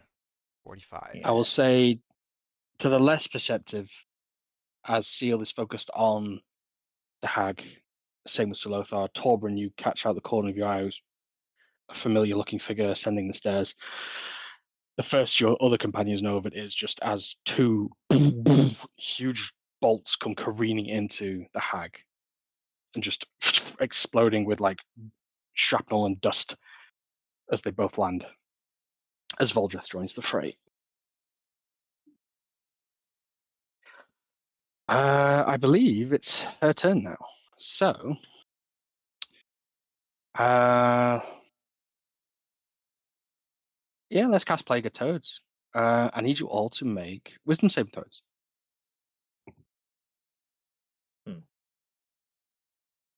That's 20. Wow. Nat 20, you succeed. No, one. Nat 1. Oh, okay. Wisdom saves. Yeah. Yep. 15 on my So end. 15 just succeeds. All right. Voldreth, a heroic entrance into this combat. As you are polymorphed into a toad. Ariel, you too are polymorphed into a toad. Oh shit. Your current health is 3. And you have -5 to all stats. Of course. Does it even matter? Like I can't do anything if I don't cast. No, pretty much. So as she is going to, oh, she can't do that on the same turn. Okay. A grin comes across her face as she begins to lick her lips, and she steps over towards. I know this is Voldreth. I know Voldreth's in play, but the hag steps up towards Seal, and bends down and grabs hold of her. But that's the end of her turn. Grabs hold of Can somebody hurt me? her. So that polymorph runs out. Ribbit. Well, Ribbit. it's not a. She's not cast polymorph on you. She just turned you into toads. That's how I was describing. Oh, it, it's not the spell either. I basically. was just Well, lamenting that yeah. I don't have counter spell. But but then it wouldn't have mattered if it's like an ability or something. She just says, "Ah, come here, tasty."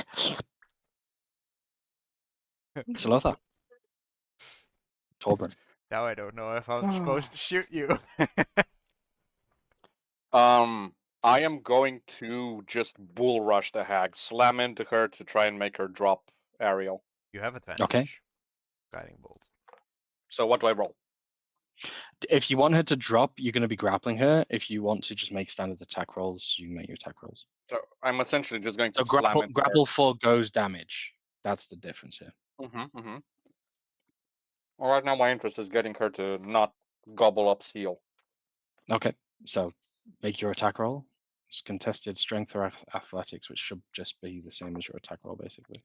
Okay.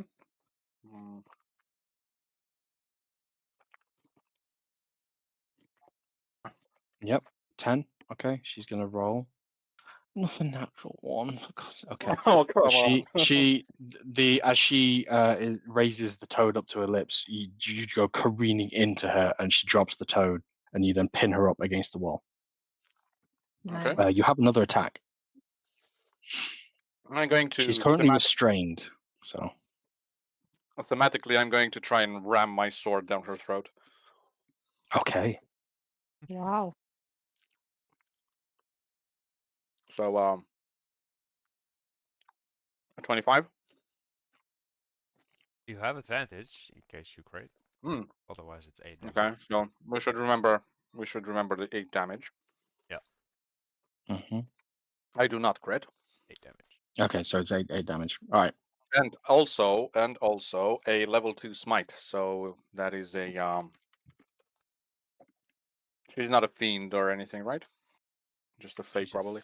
She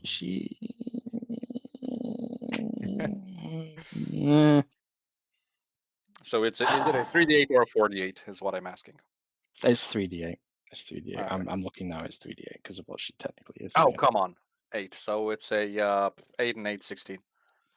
Okay, what's the total damage that round for her con save? 16 and 8. Or is... Oh, no, it's 16 total. So the total of each attack, because she makes a save for it. So there's nothing on the grapple, but then you've dealt how much damage with the next attack, because the smite is part of the attack. Yeah, Oh, 16. 16. Yeah.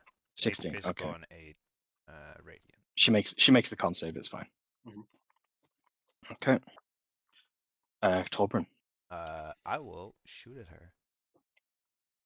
her. 16 to hit. All right. Do you have advantage? She Because is grappled. That's restraint, right? yep, that's fine. Go ahead and roll that damage. 16 hits. 14 bludgeoning. Yep. I will add 1d6 to that, so that would be another 5 non-magical piercing. A total 19 total. 19. And she makes that con save. Okay. Alright, I'll shoot again for 13. Wow. Misses. This is a 2 and a 1 roll. Alright, Yeah. that's my turn. Yeah. Okay. Seal. Voldreth. Yeah, The what? only Ribbit. thing on your mind is the mighty King Hopalotamus said to you, I have uses elsewhere. I have better uses. I have better uses. And then, as if you hear his words ringing through your mind, if you were to imagine the vocabulary and the vernacular and the sounding of frog speech being ribbit, ribbit, but this time you understand it. You hear a croaking and a hopping as down from the roof and enters into this combat King Hopalotamus himself. And enraged at seeing two of his kin in grave danger, Ribbit. he ribbits with a mighty roar and a croak. And he's going to use Tongue Lash. And he's going to strike the hag, and she's grappled, so he's got advantage. That hits. He's going to have damage, and then poison damage. Okay, she resists the poison. No, she doesn't resist it. She's immune to the poison. Okay. And then I won't give him a second attack because he's entered the scene, so that's fine. But King Hopalotamus stands over the shoulder of Sir Lothar now, joining the fray. I sensed my brethren were in grave danger. Sorry for my tardiness. You kind of ran up without me there.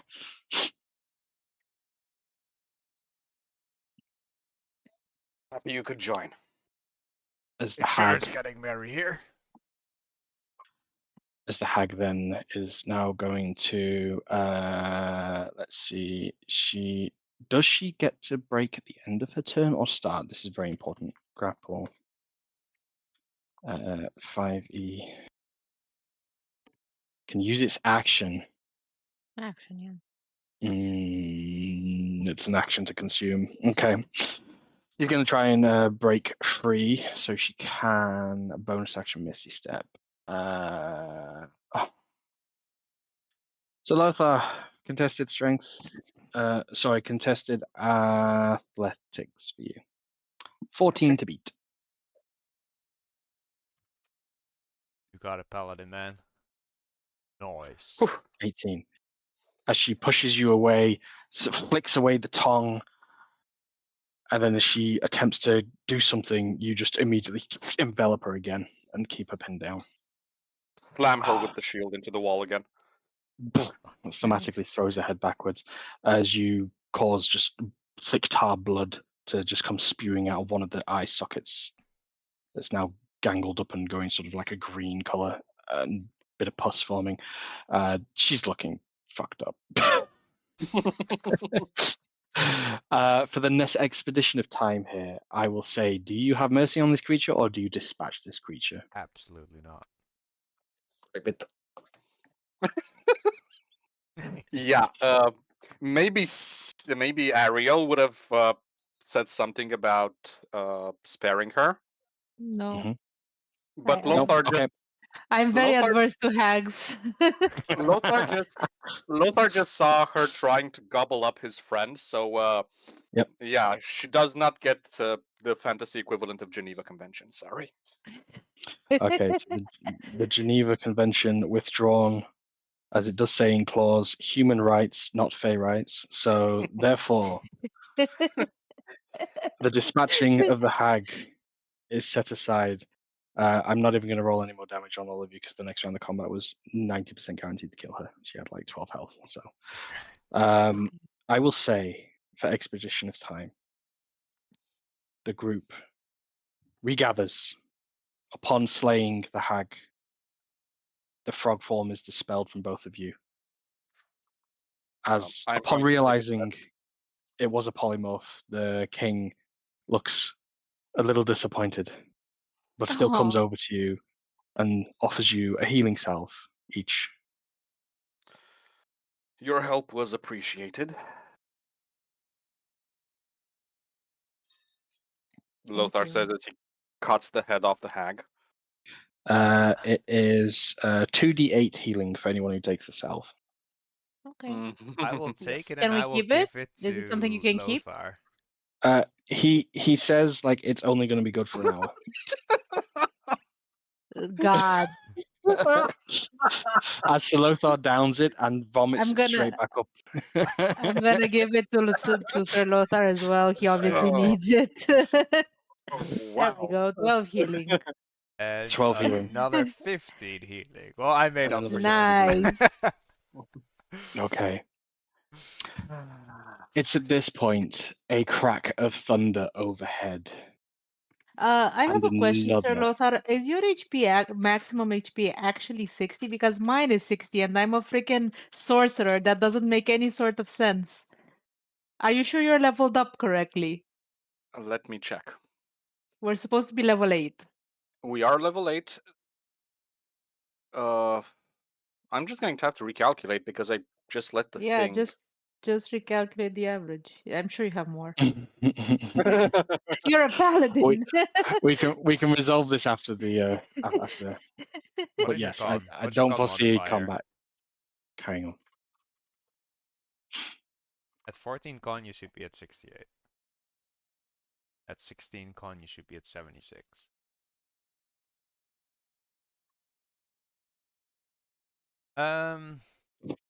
So yeah, I got 16 con.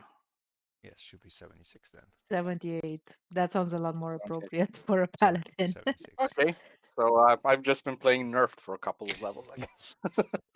Yeah, basically. We no update. We hotfix paladins in this latest patch. There was a bug where they were playing with less than total high HP. So We just like Yeah, weird to. bug. blue post over. Can I take? So as a crackle, carry on. Can I take a slice? Can I take a leg off the goat creature?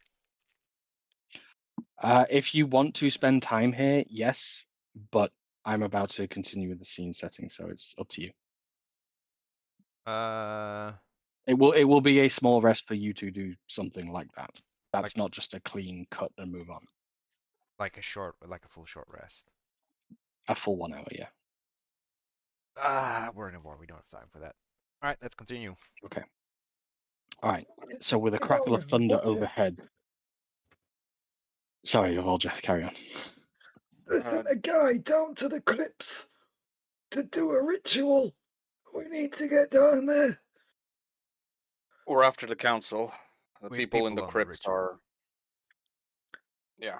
Nice of you to show up, by the way. Where did you come from? Hey, I was with the hag. That goat thing. Whatever. And? Also, Dan Gleeble's bad. And it's not trusting. What? Huh? He took me stuff and said, "Oh, he's almost done it. I can repay me debts." Crazy little dwarf man. Gnome, whatever. I've been in there for a few hours. Crazy. Just like this frog king. Where'd you come from? Anyway, ritual happening. They sent a guy. All right. Well, We're close since you were nearby and you were with these creatures. We're close by. We might as well finish off whoever else is in there. I bonked him on the head. He's not moving. Oh, good. Let's go make sure he doesn't move at all, ever. I agree. Can't be too risky. Yeah. And with that, Lothar is going to the head of the hag. Okay. And toss it to Ariel. There you go. No. Why? Tie it to your belt. You've earned it. No. All The right. thing was about to gobble you up. I know, but I still don't like trophies. Very well. I'll Oh. take it. Does the hag There you go. have Yeah, hair? you Yes. take it. I will use the hair It's to tie it. mossy and streaky. I will use the hair to tie it to like the little loop on top of my backpack, and it will sort Okay. of dangle on top of the frying pan that is covering my backpack, and it will just sort of bounce there a little bit like a gong. Dong, dong, Oh dong, my dong, dong, gosh. dong, dong, as you go down the stairs. That's Um, grotesque. Stealth. And so, as this concludes the scene, overhead, a crackle of thunder.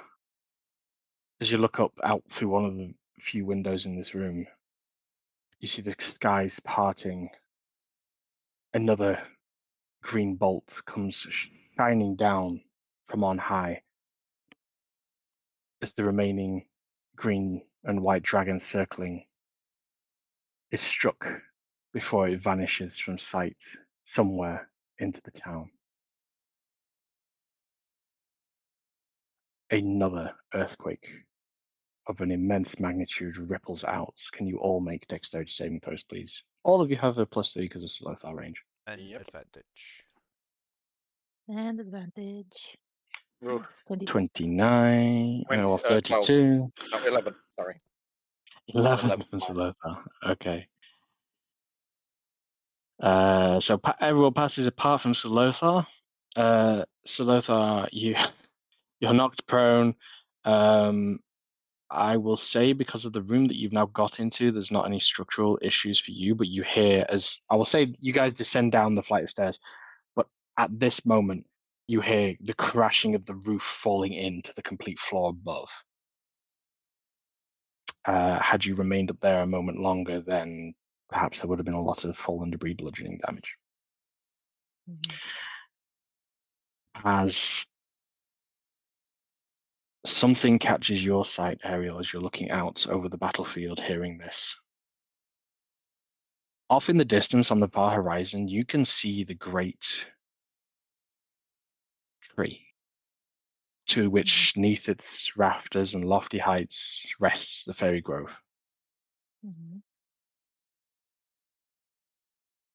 The image I posted in the Ashes of Alvon channel is, in fact, of the great tree in the fairy grove in the Fey realm. Mhm. And that's what you're looking at a great distance far off. And something horrifying to your eyes unfolds as the tree splits in two and falls asunder. Oh. No. Oh. And that's where we will end tonight's session. Oh no. Oh Oh, no. boy. All right, let me stop the